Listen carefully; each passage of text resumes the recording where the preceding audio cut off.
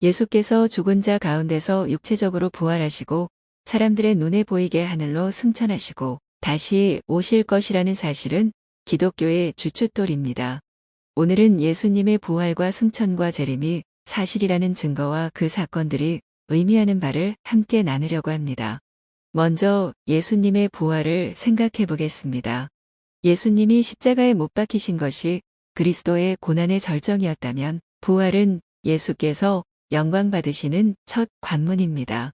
예수님은 부활하신 후 승천하심으로 하나님 보좌 오른편에 앉으셨습니다. 그래서 부활의 의의가 무엇인지를 제대로 아는 것이 중요합니다. 첫째로 그리스도의 부활은 그리스도께서 하나님의 아들이심을 확증하는 것입니다. 로마서 1장 4절입니다.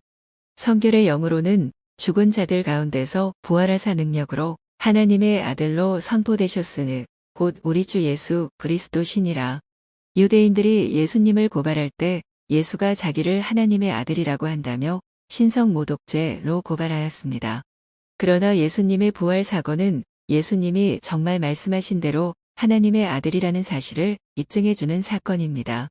둘째로 그리스도의 부활은 예수님이 생명과 사망의 주관자이심을 보여줍니다. 요한계시록 1장 18절입니다. 곧 살아있는 자라 내가 전에 죽었었노라 볼지어다 이제 세세토록 살아있어 사망과 음부의 열쇠를 가졌노니. 사도 요한이 반모섬에 유배되어 계시를 받고 있는데 부활하신 예수님이 나타나 하신 말씀입니다. 살아있는 자 사망과 음부의 열쇠를 가졌다는 말씀은 예수님이 생명과 사망의 주관자시라는 말씀입니다. 셋째로 이와 같은 그리스도의 부활은 장차 성도가 얻을 부활을 확증합니다. 고린도전서 15장 20절부터 22절 말씀입니다. 그러나 이제 그리스도께서 죽은 자 가운데서 다시 살아나사 잠자는 자들의 첫 열매가 사망의 한 사람으로 말미암았으니 죽은 자의 부활도 한 사람으로 말미암는도다. 아담 안에서 모든 사람이 죽은 것 같이 그리스도 안에서 모든 사람이 삶을 얻으리라. 예수님은 부활하셔서 죽은 자들의 첫 열매가 되셨습니다. 첫 열매가 되셨다는 것은 이제 이어서 줄줄이 열매가 맺히게 된다는 말씀입니다. 모든 성도는 예수님 안에서 부활 생명을 얻어 예수님이 부활하신 것처럼 모두가 부활할 것입니다. 이어서 예수님의 승천을 생각해 보겠습니다. 먼저 예수님의 승천은 사람들의 눈에 보이는 위대한 사건이었습니다. 사도행전 1장 9절입니다. 이 말씀을 마치시고 그들이 보는데 올려져 가시니 구름이 그를 가리어 보이지 않게 하더라. 예수님이 부활하시고 제자들에게 나타나셔서 하나님 나라의 일을 40일 동안 말씀하시고 그들이 모두 보는 앞에서 하늘로 승천하셨습니다. 그럼 예수님은 하늘에 승천하셔서 제자들에게 어떤 일을 하셨을까요? 첫째로는 보혜사 성령님을 보내주셨습니다. 요한복음 16장 7절입니다. 그러나 내가 너희에게 실상을 말하노니 내가 떠나가는 것이 너희에게 유익이라. 내가 떠나가지 아니하면 보혜사가 너희에게로 오시지 아니할 것이요 하면 내가 그를 너희에게로 보내리니. 예수님이 이 땅에 머무시는 동안에는 사람이 되셨기 때문에 시간과 공간의 제약을 받으셨습니다. 그러나 예수님께서 보내실 보혜사 성령님은 영이시기 때문에 제자들이 어디를 가든 어느 때에든 항상 함께 계실 수 있습니다. 그래서 예수님은 보혜사 성령님이 너희에게 오는 것이 유익하다고 말씀하셨습니다. 그리고 이 일은 사도행전 2장의 오순절에 실제로 일어납니다. 둘째로 성도들의 거처를 예비해 주십니다. 요한복음 14장 2절입니다. 내 아버지 집에 거할 곳이 많도다 그렇지 않으면 너희에게 일렀으리라. 내가 너희를 위하여 거처를 예비하러 가노니. 예수께서 하늘로 오르셔서 우리의 거할 곳을 예비해 주십니다. 비록 이 땅에서 아파트 한 채 없이 부동산 없이 살고 있을지라도 우리는 저 천국에 예수님께서 예비해 주신 터가 있습니다. 승천과 관련하여 예수님이 하늘에 오르셔서 하나님 보좌 우편에 앉으셨다는 표현을 조금 생각해 볼까 합니다. 여기 우편이란 오른편을 뜻합니다. 이것은 시편 110편 1절 말씀과 관계됩니다. 여호와께서 내 주에게 말씀하시기를 내가 내 원수들로 내 발판이 되게 하기까지 너는 내 오른쪽에 앉아 있으라 하셨도다. 예수께서 하나님의 우편에 앉으셨다는 말씀은 그분의 왕적 위엄과 통치를 강조하는 표현입니다. 예수님은 지극히 높은 권위와 영광과 능력으로 교회와 우주를 통치하고 다스리시며 그의 합당한 영광에 참여하십니다. 그리고 영원한 대제사장으로서 하나님 보좌 우편에서 성도들을 위해 중보하고 간구하십니다. 히브리서 4장 14절부터 16절 말씀입니다. 그러므로 우리에게 큰 대제사장이 계시니 승천하신 이곳 하나님의 아들 예수시라. 우리가 믿는 도리를 굳게 잡을지어다. 우리에게 있는 대제사장은 우리의 연약함을 동정하지 못하실 이가 아니요 모든 일에 우리와 똑같이 시험을 받으신 이로되 죄는 없으시니라.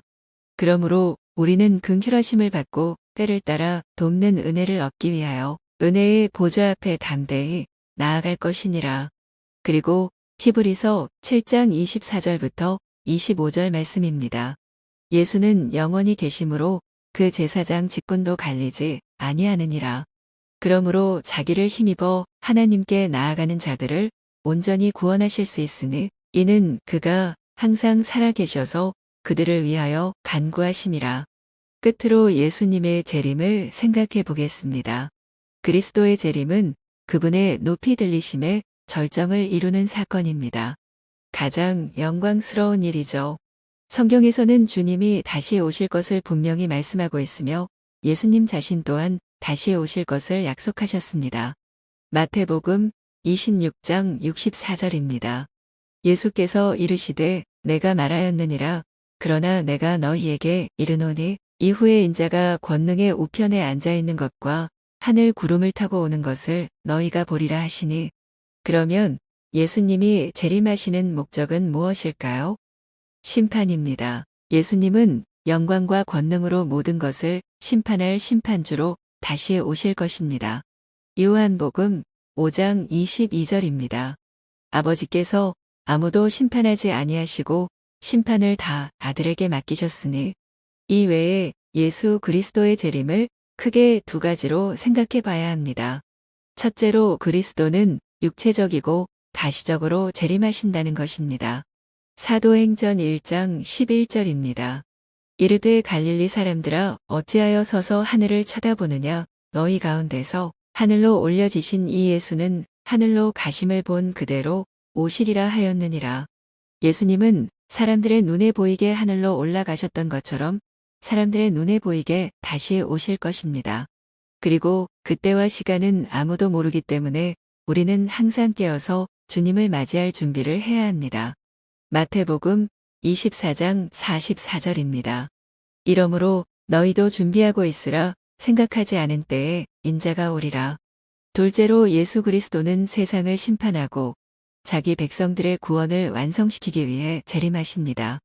예수님은 당신을 믿지 않는 사람들에게는 엄히 심판하시지만 당신의 백성들에게는 사랑과 긍휼로 그 구원을 완성시켜 주십니다. 따라서 성도들은 영원한 영광과 복을 받고 누리게 될 것입니다. 결론적으로 그리스도의 영광은 그리스도께서 겸손하게 자기를 낮추신 결과입니다. 예수님께서 십자가에서 죽으시기까지 자신을 낮추어 하나님께 복종함으로 예수님은 높임을 받으셨습니다. 하나님께서는 이 예수님을 높여 만왕의 왕, 심판의 주권자, 온 세상의 통치자로 삼으셨습니다. 이러한 영광 가운데에 계신 예수님은 우리가 그 영광에 동참할 수 있도록 처소를 예비하고 계시고 예수님께서 이 땅에 다시 오실 때까지 계속될 것입니다. 예수님의 부활과 승천과 재림은 기독교의 핵심 진리입니다. 이 사실을 믿고 받아들여 영원한 소망으로 오늘 하루를 살아가시고 승리하시는 우리 모든 성도님들 되시길 축원합니다.